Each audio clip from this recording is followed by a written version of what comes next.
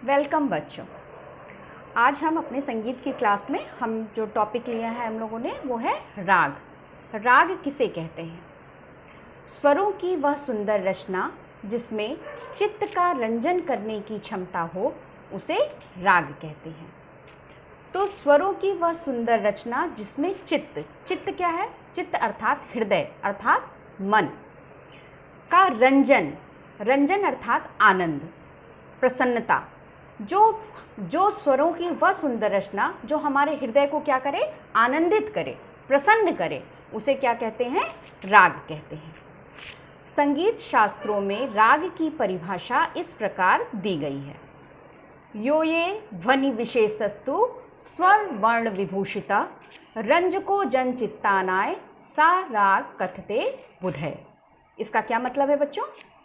ऐसी ध्वनि जो स्वर और वर्ण, यहाँ लिखा है ना, देखिए, स्वर और वर्ण।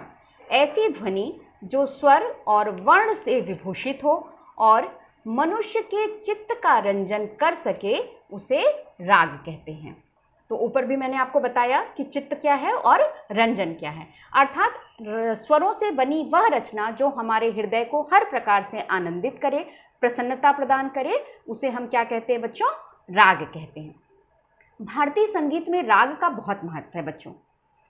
आपने पिछली क्लास में मैंने आपको कुछ रागें सिखाई भी थी जो आपके कोर्स में थी, और इस साल भी हम अपने ई लर्निंग क्लासेस के माध्यम से हम राग जो आपके कोर्स में रागें हैं वो मैं आपको सिखाऊंगी। राग में किसका होना आवश्यक है? राग की जो आवश्यकता है, विशेषता है, वो सर्वप्रथम यह है कि राग में रंजकता का होना आवश्यक है। रंजकता अर्थात आनंद प्रदान करने की शक्ति, यह राग में होना परम रूप से आवश्यक है, तभी कोई राग सुनने में और गाने में अच्छा लगता है। ठीक है, राग के हमारे कुछ नियम हैं बच्चों, वो मैं आपको बताती हूँ।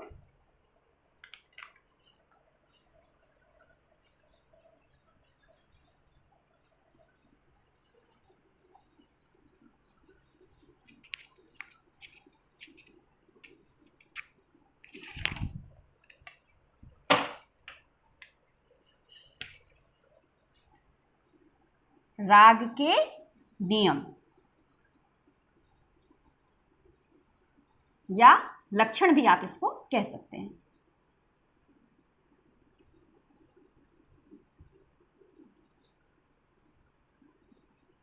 नंबर 1, मैंने अभी आपको बताया कि राग में रंजकता का होना परम आवश्यक है।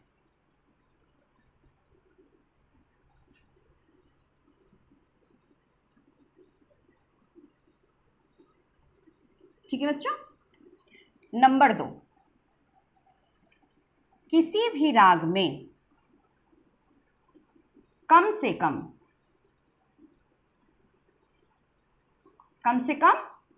5, 7 स्वर होते हैं, आपको पता है। तो किसी भी राग में कम से कम 5 और अधिक से अधिक, आप जानते हैं 7 स्वर होते ही हैं, तो कितने हो गए? अधिक से अधिक 7 स्वर होने चाहिए।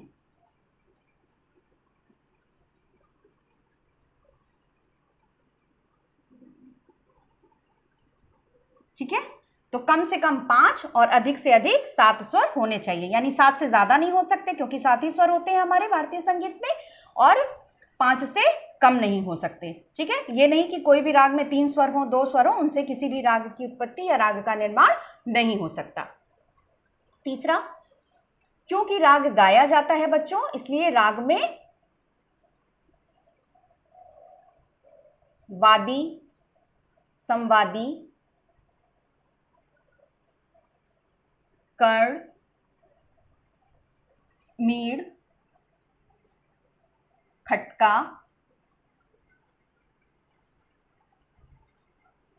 आदि का प्रयोग होता है।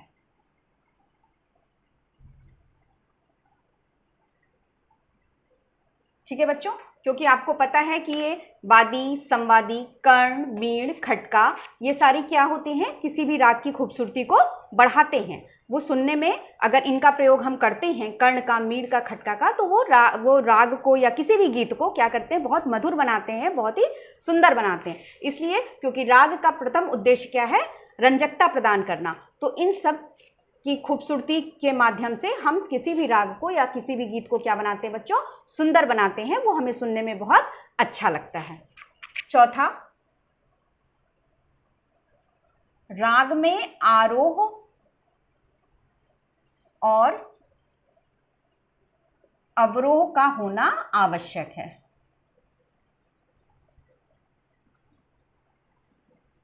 राग में आरोह और अवरोह का होना आवश्यक है।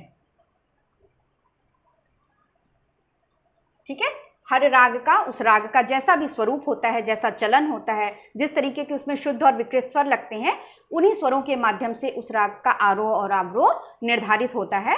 तो हर राग में आरोह और अवरोह का होना आवश्यक होता है बच्चों। ठीक है, तो ये राग के कुछ लक्षण हैं, कुछ नियम हैं, और अब राग की कुछ विशेषताएं हैं जो मैं आपको नेक्स्ट क्लास में बताऊंगी। आज के लिए इतना ही। तो ये आप अपनी कॉपी में नोट डाउन कर लीजिएगा और इसको याद भी करिएगा। ठीक है बच्चों, थैंक यू।